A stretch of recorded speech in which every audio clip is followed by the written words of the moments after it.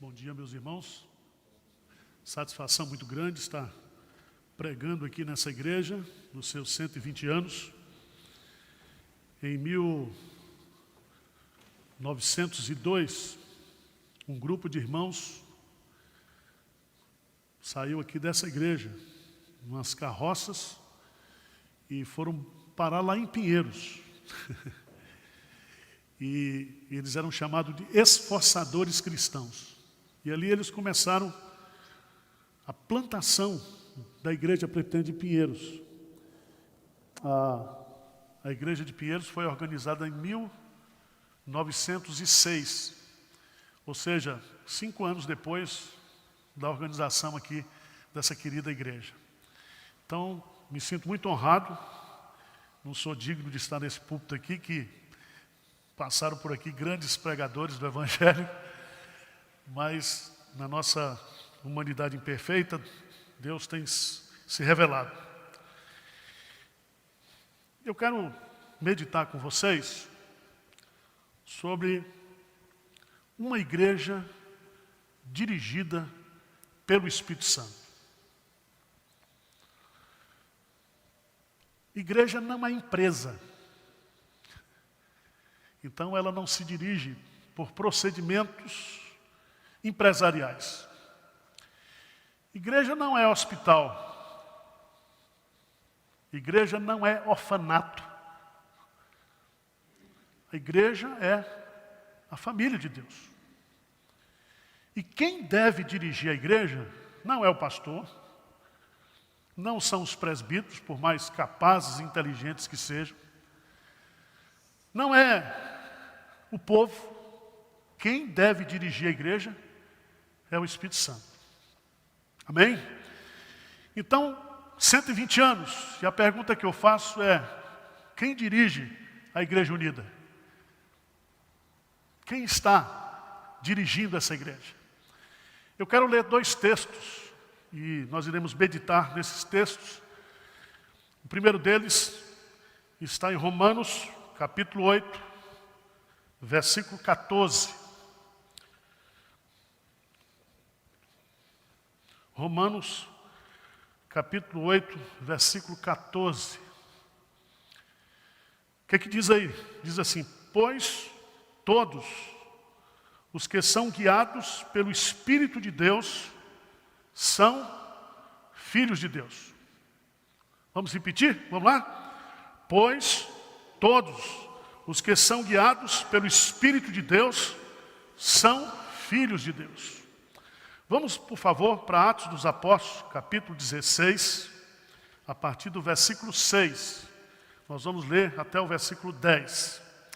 Atos dos Apóstolos, capítulo 16, versos 6 a 10. Diz assim: e percorrendo a região frígio-gálata, tendo sido impedidos pelo Espírito Santo de pregar a palavra na Ásia, defrontando Mísia, tentavam ir para Bitínia, mas o Espírito de Jesus não o permitiu. E tendo contornado Mísia, desceram a Trode. À noite sobreveio a Paulo uma visão, na qual um varão macedônio estava em pé e lhe rogava, dizendo: passa a Macedônia e ajuda-nos. Assim que teve a visão, imediatamente procuramos partir para aquele destino, concluindo que Deus nos havia chamado para lhes anunciar o Evangelho. Amém. Meus prezados irmãos, o Espírito Santo é o GPS da igreja. Quem dirige, quem conduz, quem é o executivo da obra missionária é o Espírito Santo. E o Espírito Santo, ele é Deus. Ele é Deus. Jesus ensina isso no Evangelho de João, capítulo 14, 15 e 16. Jesus, ao ensinar sobre o Espírito Santo, ele afirma no capítulo 14 que ele é o outro Consolador, assim como o Pai e assim como o Filho, ele é Deus. É o Deus que consola, é o Deus que convence, é o Deus que ensina, é o Deus que testemunha de Jesus Cristo, que glorifica Jesus Cristo, e principalmente Ele é o Espírito da verdade que nos guia a toda a verdade. E eu queria, em primeiro lugar, destacar o que está em Romanos. O apóstolo Paulo, ele é extremamente taxativo nesse versículo. Ele diz assim: os filhos de Deus não são aqueles que fizeram a sua pública profissão de fé e se batizaram. Os filhos de Deus não são aqueles que estão servindo na igreja em algum ofício, em algum ministério. O apóstolo Paulo diz que todos os que são guiados pelo Espírito de Deus são filhos de Deus. Então Paulo está dizendo aqui que se nós somos filhos de Deus, se a nossa igreja é a reunião dos filhos de Deus, nós somos a família de Deus, quem deve dirigir a nossa vida e a vida da igreja é o Espírito Santo. É o Espírito Santo. Rapidamente aqui, eu queria destacar primeiro esse verbo guiados. Guiados. Jesus diz: Ele vos guiará a toda verdade. O Espírito Santo. Esse verbo guiar, ele significa aquele guia turístico, que quando você chega num país, ele acompanha você, explica você, revela para você toda a história daquele país. Você é um turista. E no mundo espiritual, nós somos turistas. Nós não conhecemos. E é o Espírito Santo de Deus que vai nos dirigir, que vai nos guiar, que vai nos mostrar as riquezas do mundo espiritual. Em 1 Coríntios, capítulo 2, o apóstolo Paulo coloca isso claramente, fazendo a diferença entre o homem natural e o homem espiritual. E o homem espiritual é aquele que tem o Espírito Santo. E esse Espírito Santo, ele prospecta das profundezas de Deus. É o Espírito Santo que conhece todas as riquezas que existem na pessoa de Jesus Cristo. Só o Espírito Santo pode nos guiar, nos dirigir. Só o Espírito Santo pode nos dar conhecimento das coisas de Deus, das coisas espirituais. Se você observar bem, do ponto de vista da física, só existem duas substâncias, que é espírito e matéria. Deus é espírito. E quando nós afirmamos Espírito de Deus, nós estamos falando que todo espírito ele tem a sua pessoalidade. Significa que nós somos pessoas porque nós temos espírito.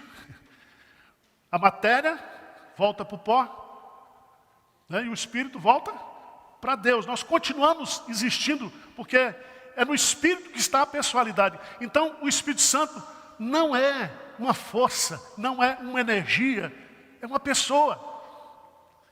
E aqui em Atos dos Apóstolos, o Espírito Santo tem vontade, o Espírito Santo tem sabedoria, ele vai nos guiar a toda a verdade. É o Espírito Santo que vai dirigir a vida do povo de Deus, da igreja de Deus.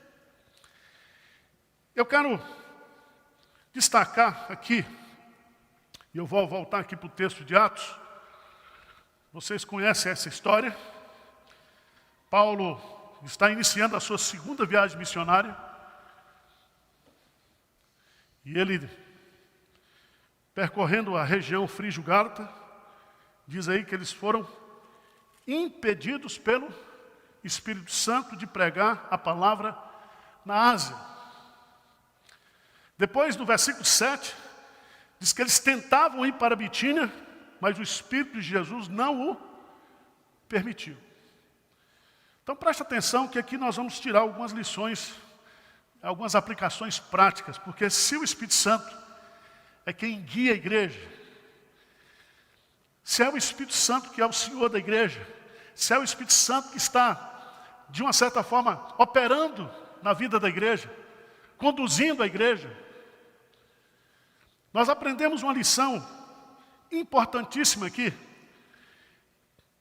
Nós não podemos impor para o Espírito Santo a nossa vontade. É muito importante isso, porque na igreja, às vezes, presbíteros, pastores, famílias da igreja, querem dizer como a igreja deve ser, para onde a igreja tem que ir. Nós, que somos calvinistas, nós cremos e professamos muito essa questão da soberania de Deus, mas onde não existe soberania de Deus hoje, é na vida dos conselhos das igrejas. Porque muitos presbíteros e pastores querem impor a sua visão de ministério, a sua visão de igreja. E veja nesse texto, que Paulo queria ir para a Ásia. Depois, ele tentou ir para a Bitínia. E diz claramente que eles foram impedidos. Não houve permissão da parte do Espírito Santo para que eles fossem para aquele lugar. E aqui a gente pode entender algumas coisas.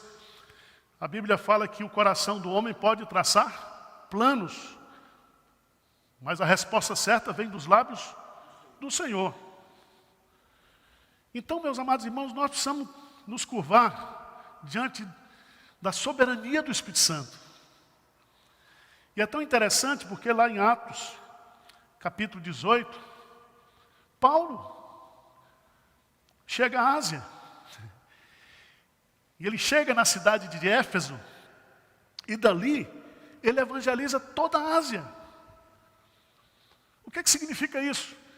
Significa que esse tempo aqui, que ele queria ir, não era o tempo de Deus, não era o tempo do Espírito Santo. E nós muitas vezes insistimos e brigamos na igreja para impor a nossa vontade, para querer a nossa vontade, e o Espírito Santo o que? Não permite. Não permite. Se você for, por favor, para a primeira carta de Pedro, 1 de Pedro, capítulo 1, eu queria chamar a sua preciosa atenção para isso. 1 de Pedro, capítulo 1,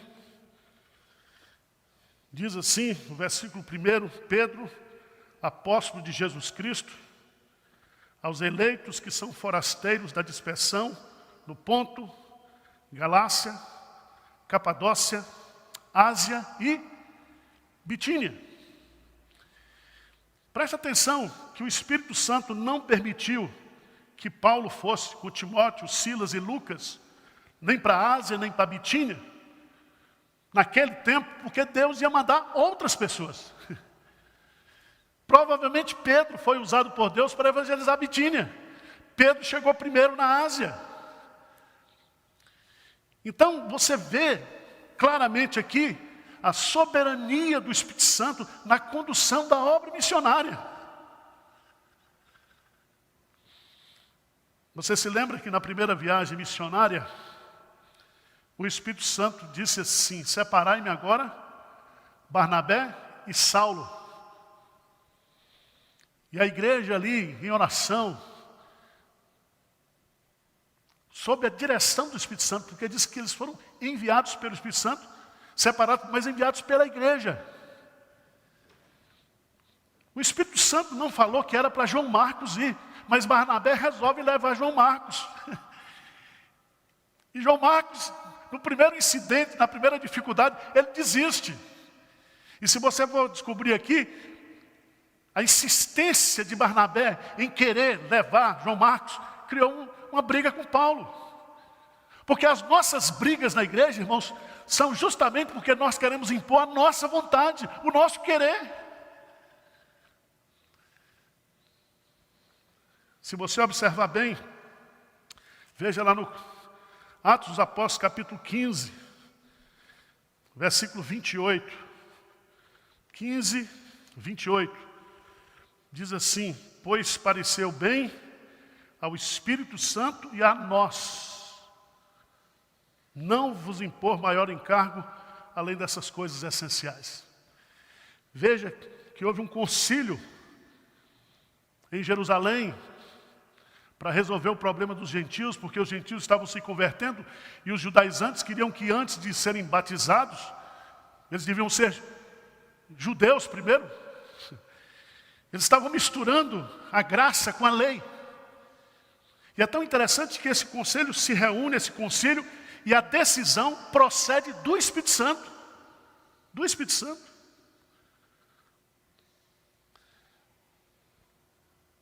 Irmãos, que a igreja unida, nesses 120 anos, foi usada para plantar muitas igrejas. Eu estive aqui no culto centenário e vi o mapa de como esta igreja foi usada para plantar outras igrejas. E eu posso ter certeza de que essa direção missionária é dada pelo Espírito Santo. É dada pelo Espírito Santo. Então preste atenção. Primeira lição que eu tiro do texto de Atos capítulo 16 é que nós não devemos impor a nossa vontade ao Espírito Santo. Você pode até determinar. Geralmente a gente faz assim, né? A gente faz o plano de Senhor abençoa, mas não é assim. Senhor, para onde nós vamos? O que o Senhor quer de nós? Segunda coisa que eu acho importante, irmãos, aqui, é que o fato de nós, na nossa tentativa de fazer a obra, nós não conseguimos ir, nós não devemos desistir. Buscar-me-eis e me achareis quando me buscar de todo o vosso coração. Se você observar bem aqui, Deus honra aqueles que querem fazer a sua vontade. Deus orienta quem precisa de orientação, quem está buscando orientação. Se o conselho da igreja, se os pastores da igreja, se a liderança da igreja se submete à soberania do Espírito Santo, ainda que a gente erre em algumas coisas, mas Deus se agrada disso. E veja no texto, versículo 9, que não foi Paulo que foi, mas sobreveio a ele uma visão, na qual o varão macedônio estava em pé, e lhe rogava dizendo, passa a Macedônia aí e ajuda-nos. Que coisa linda! Agrada-te do Senhor, e Ele satisfará os desejos do teu.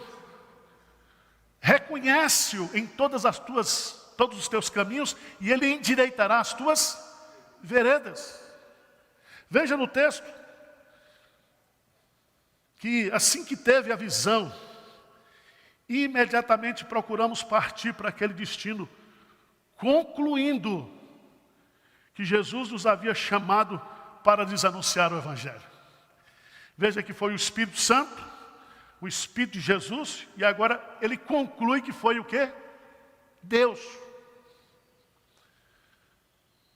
Isso significa que as três pessoas da Trindade, elas estão unidas para dirigir a igreja, para orientar a igreja, para comunicar à igreja a sua vontade. E é tão interessante, irmãos, esse texto, porque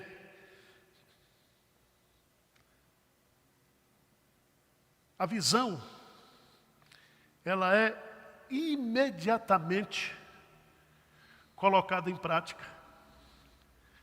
Diz o texto aí, imediatamente procuramos partir para aquele destino. Quando o Espírito Santo fala, a gente tem que obedecer.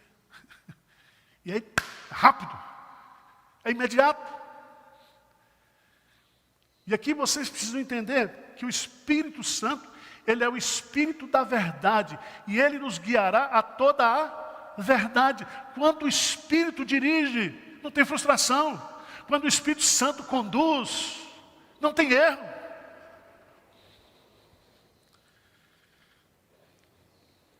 Eu fico imaginando no capítulo 16, Paulo e Silas açoitados e presos, por volta da meia-noite, eles estão orando e cantando o quê?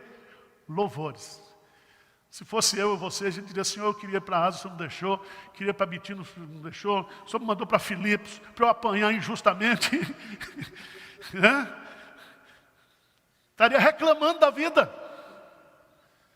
Sabe o que Paulo faz? Quando ele, na sua primeira prisão em Roma, ele escreve uma carta para essa igreja de Filipos. E essa carta é chamada Carta da Alegria. Porque a alegria está justamente nós andarmos na verdade, de nós sermos conduzidos pelo Espírito Santo. Diz um amém aí, por favor. Amém. Primeira lição, qual é? Não adianta a gente impor a nossa vontade para o Espírito Santo.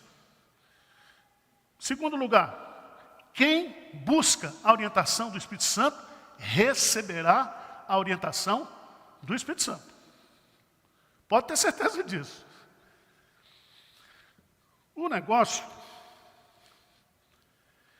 e aqui entra o método que o Espírito Santo usa para nos guiar. Essa é a luta. Aqui veio uma visão. Certo? Não explica como foi isso. Filipe, quando estava pregando em Samaria, o Espírito Santo chegou para ele e disse assim, vá agora para tal lugar. É tão interessante isso, irmãos. Como é que o Espírito Santo nos guia? Como é que o Espírito Santo nos guia? E aí, eu quero usar aqui justamente esses 3 aspectos que a gente aprende na teologia, que é o trabalho do Espírito Santo. O Espírito Santo revela, o Espírito Santo inspira ou inspirou os autores bíblicos para quê? Para fazer o registro inerrante da revelação. E esse mesmo Espírito que revelou, que inspirou, ele vai nos iluminar. Iluminar. Davi diz assim, desvenda os meus olhos para que eu contemple o quê? As maravilhas da tua lei. Quando você lê a Bíblia, Deus está falando com você.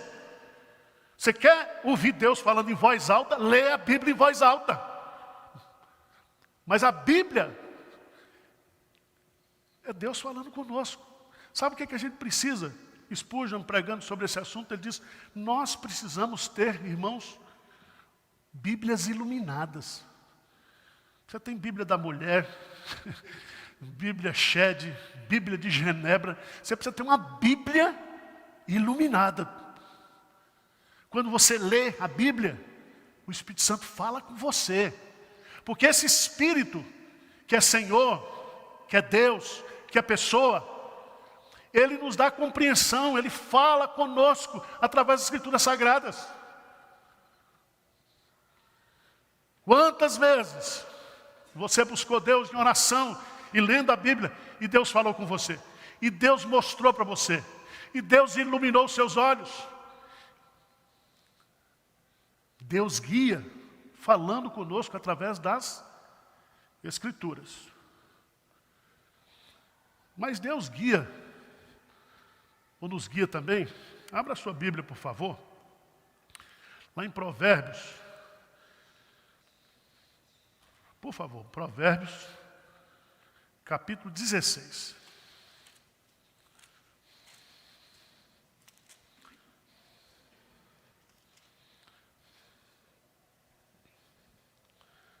Versículo 9, o que diz aí? O coração do homem traça o seu caminho, mas o Senhor lhe dirige o quê? Os passos. O que é dirigir os passos? é nos conduzir. Ele nos toma e nos leva. Um missionário americano estava dentro de uma selva com um guia, e esse guia estava com um facão na mão, e em um determinado momento eles ficaram meio perdidos, e o missionário disse para o guia: qual é o caminho? E o guia respondeu: o caminho sou eu. Onde eu for, você vai. Eu vou conduzir, eu vou abrir o quê? As trincheiras. Irmãos, você lembra que Moisés disse para Deus: se a tua presença não for conosco, não nos faça sair deste lugar. Você se lembra que quando Jesus contou a parábola do pastor que vai atrás da ovelha, o caminho de volta para o aprisco é o próprio pastor, porque ele tomou em seus ombros. O Espírito Santo nos conduz, o Espírito Santo nos carrega, nos leva. E aqui, meus amados irmãos, é necessário fazer uma reflexão, fazer uma aplicação aqui para a igreja. Esse templo maravilhoso, lindo, mas precisa arrumar outro espaço. Se ficar aqui, vocês vão alcançar menos gente. Ah, pastor, mas eu gosto disso aqui, casei aqui, nasci. Meu irmão, nós não podemos ser dirigidos por espaço. Nós não podemos ser dirigidos por pessoas. Se nós somos filhos de Deus, os filhos de Deus são o quê? Guiados pelo Espírito Santo.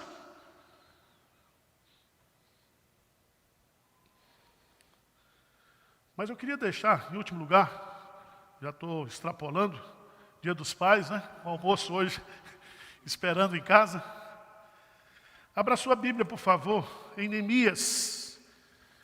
Neemias, capítulo 2. Neemias, capítulo 2.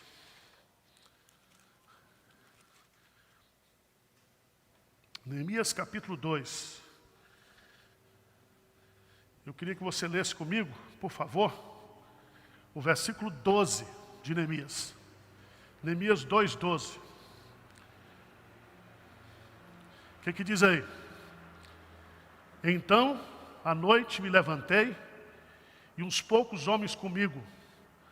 Não declarei a ninguém o que o meu Deus me pusera no coração, para eu fazer em Jerusalém. Então Deus fala e nos guia, iluminando a compreensão das Escrituras. O Espírito Santo nos conduz,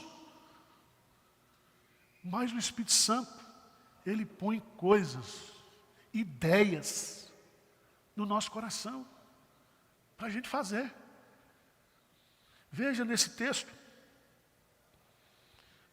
não declarei a ninguém o que o meu Deus. Olha a intimidade. 4 meses orando e jejuando, para que Deus lhe desse direção. Ele não era sacerdote, ele não era levita, ele não era profeta, ele era um homem comum, era um copeiro. Mas ele está preocupado em ter a direção de Deus. Vai conversar com o rei, ele faz uma oração, ele está querendo. E você vai descobrir que o livro de Neemias é um livro de oração. E aqui diz que foi Deus que pôs, tá? Foi Deus que pôs. Quando você vai ver essa estratégia no capítulo 3, que ele reúne a sua família, foi Deus que pôs.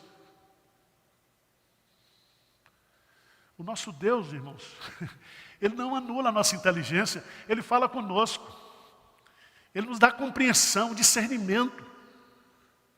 Ele põe ideias na nossa mente. Veja que quando houve a inspiração, homens falaram da parte de Deus, movidos pelo Espírito Santo. E nós precisamos crer nisso. O que eu acho interessante aqui é que Deus pôs no coração, não pôs na cabeça. Porque a igreja está cheia de crente cabeçudo, que sabe tudo, que entende tudo, que tem ideia para tudo, que explica tudo, mas não faz nada. Porque a sede da obediência é o coração. Filho meu, dá-me o teu coração. Paulo diz que tudo que nós fizermos para Deus, nós temos que fazer com todo o nosso coração. A igreja está cheia de homens sábios, que querem reger a igreja e dirigir a igreja pela sua própria inteligência. Mas o coração deles não está na igreja, o coração não está em Deus.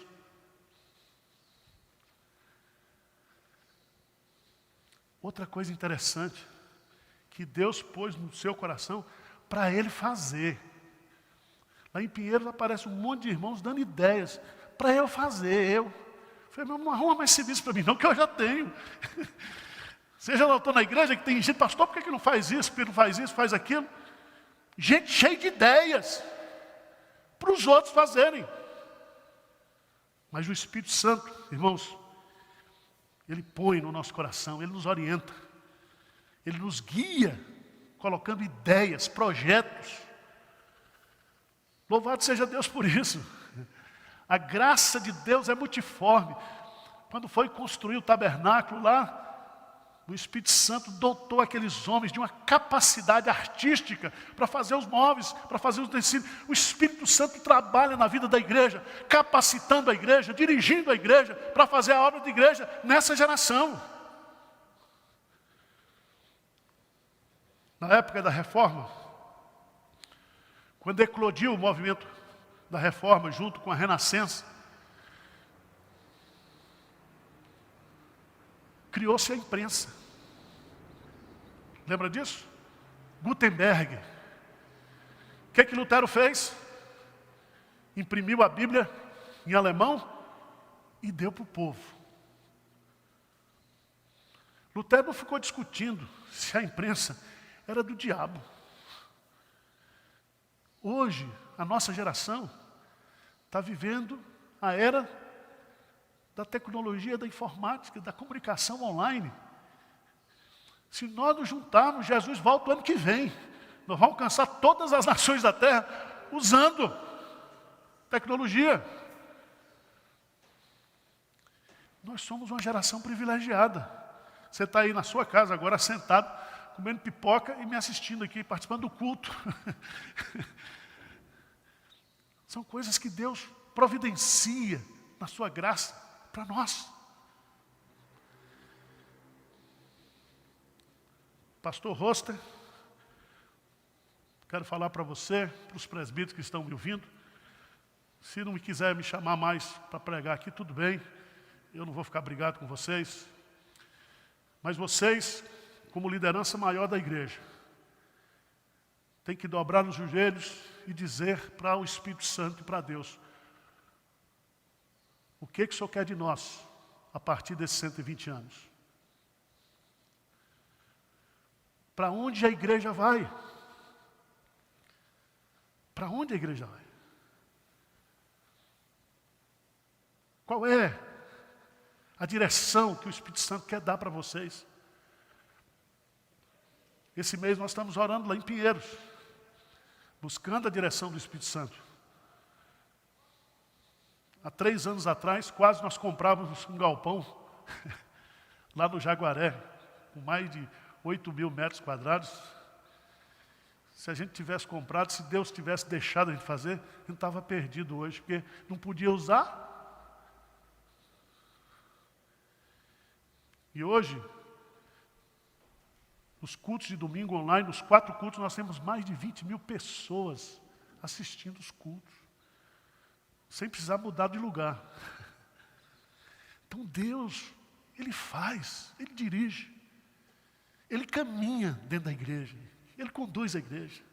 Nós estamos nas mãos de Deus. Amém? Guarda bem isso aí.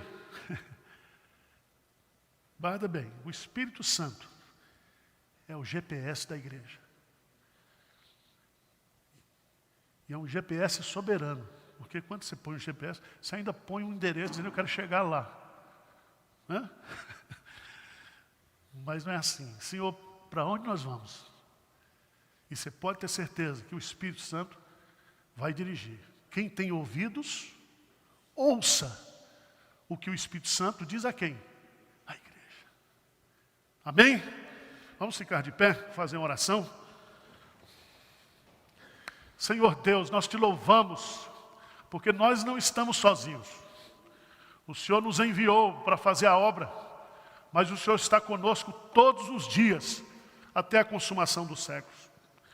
O Senhor nos acompanha com a tua bondade, com a tua misericórdia, todos os dias, para que nós possamos ser conduzidos, guiados, dirigidos pelo Senhor.